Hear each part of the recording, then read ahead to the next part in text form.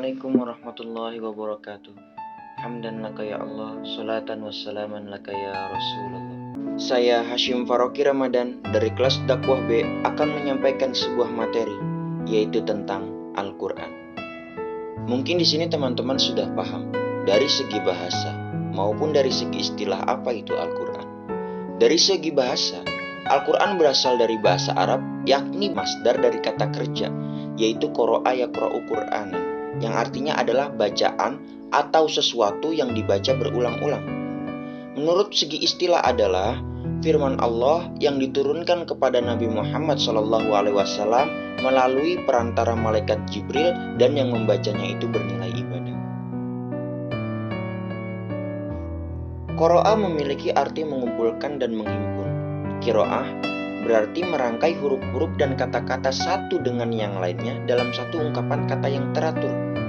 Inna alaina jam'ahu wa qur'ana fa idza qara'nahu fattabi' qur'ana. Nah, Qur'anah di sini berarti qiraah, bacaan atau cara membacanya. Jadi kata itu adalah akar kata atau masdar menurut wazan dari kata fu'lan seperti gufron dan syukron. Teman-teman juga dapat mengatakan qara'tuhu Qur'an qira'atan Qur'anan dengan satu makna. Artinya, dalam konteks yang dibaca sama dengan Qur'an, yaitu satu penamaan isim maf'ul dengan masdar. Jadi secara khusus, Al-Quran menjadi nama bagi sebuah kitab yang diturunkan kepada Nabi Muhammad SAW, maka jadilah ia sebagai sebuah identitas diri. Dan juga Allah menanamkan Al-Quran dengan banyak nama. Bisa disebut Al-Quran, Al-Kitab, Al-Furqan, Az-Zikr, At-Tanzil, An-Nur, Asy-Syifa, Al-Mau'izah, Al-Huda, Al-Mubin, dan masih banyak lagi. Dan salah satu contoh dalil yang mengatakan bahwa Al-Quran bisa disebut juga Alkitab, yaitu pada surat Al-Anbiya ayat 10 yang berbunyi, Laqad anzalna ilaikum kitaban fihi dzikrukum. Dan yang digarisbawahi adalah kata kitaban, yang mana membuktikan bahwa Al-Quran mempunyai nama lain, yaitu yang bernama Alkitab.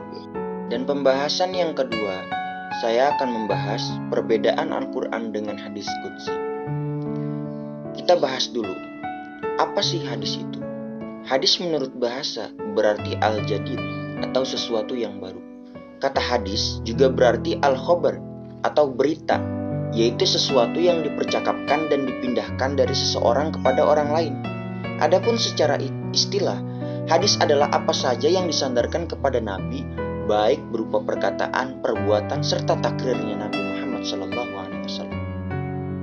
Kita telah mengetahui makna hadis secara bahasa dan istilah. Sekarang, kita akan membicarakan tentang hadis qudsi. Kata qudsi dinisbahkan kepada kudus, yang artinya kesucian. Kenapa?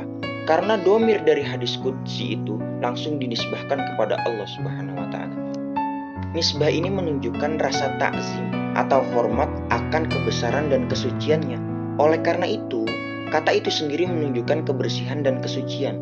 Secara bahasa, maka kata takdis berarti mensucikan Allah.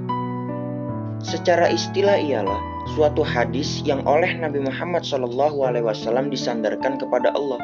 Jadi, Nabi meriwayatkan dalam posisi bahwa yang disampaikannya itu adalah kalam Allah Subhanahu wa Ta'ala. Atau lebih simpelnya, hadis yang diriwayatkan oleh Nabi Muhammad SAW dari Allah Subhanahu wa Ta'ala, isi atau maknanya berasal dari Allah, akan tetapi lafaznya dari Nabi Muhammad SAW. Contoh dari hadis qudsi yang mana mungkin teman-teman sudah tidak asing lagi dengan hadis ini, yaitu Ya ibadi inni haramtu zulma ala nafsi, yang mana kata ya ibadi dan ini, wahai hambaku, sesungguhnya aku, kata aku di sini itu langsung dinisbahkan kepada Allah Subhanahu wa Ta'ala. Jadi yang berkata itu bukan Nabi Muhammad, melainkan Allah Subhanahu wa Ta'ala. Jadi sudah jelas bukan?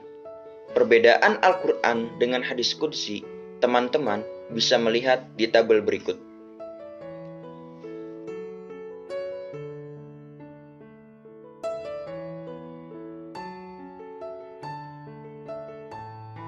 Dan pembahasan selanjutnya, saya akan membahas tentang apa perbedaan hadis qudsi dengan hadis nabawi. Hadis nabawi adalah segala sesuatu yang disandarkan kepada Nabi Muhammad SAW, baik berupa perkataan, perbuatan, takrir, dan juga sifat-sifat beliau. Isi atau makna dan lafadznya berasal dari Nabi Muhammad SAW. Hadis nabawi ada dua macam.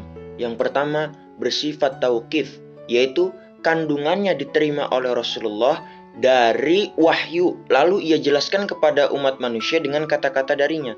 Di sini, meskipun kandungannya didisbahkan kepada Allah, tetapi dari sisi perkataan lebih banyak didisbahkan kepada Rasulullah.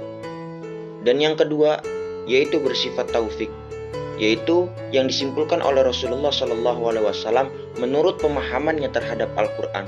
Karena fungsi Rasul menjelaskan, menerangkan Al-Quran atau mengambil istimbat dengan perenungan dan ijtihad. Allah berfirman dalam surah An-Najm ayat 3-4 yang berbunyi, A'udzu billahi minasyaitonir rajim, wa ma yantiqu 'anil hawa in huwa illa wahyu yuha. Yang artinya, dia Muhammad tidak berbicara menurut hawa nafsunya. Apa yang diucapkannya itu tidak lebih hanyalah wahyu yang diturunkan kepadanya. Surah An-Najm ayat 3-4. Dari sini jelaslah bahwa hadis nabawi dengan kedua bagiannya yang tauqif dengan ijtihad yang diakui oleh wahyu itu dapat dikatakan bersumber dari wahyu. Mungkin teman-teman bertanya, hadis nabawi ini secara maknawi juga wahyu, lafadz pun dari Rasulullah. Tetapi mengapa tidak kita namakan juga sebagai hadis qudsi? Nah, kita memastikan bahwa hadis qudsi itu maknanya diturunkan dari Allah. Karena adanya nasah dan syar'i yang menisbatkannya kepada Allah, yaitu kata-kata Rasulullah seperti Qalallahu ta'ala, yaqulullah, yang bermakna Allah telah berfirman. Itu sebabnya lah kita menamakan hadis itu hadis qudsi. Berbeda dengan hadis-hadis nabawi, karena hadis nabawi tidak pernah membuat nasa seperti ini. Di samping itu, boleh jadi masing-masing isinya disampaikan melalui wahyu secara tauqif, dan mungkin juga disimpulkan melalui ijtihad, yaitu secara taufik. Jadi sudah jelas bukan apa saja perbedaan hadis qudsi dengan hadis nabawi itu?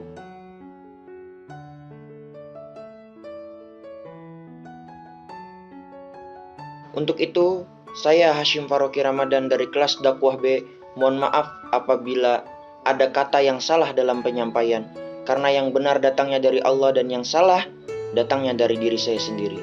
Saya akhiri, wallahul muwaffiq ila aqwamit thoriq. Wassalamualaikum warahmatullahi wabarakatuh.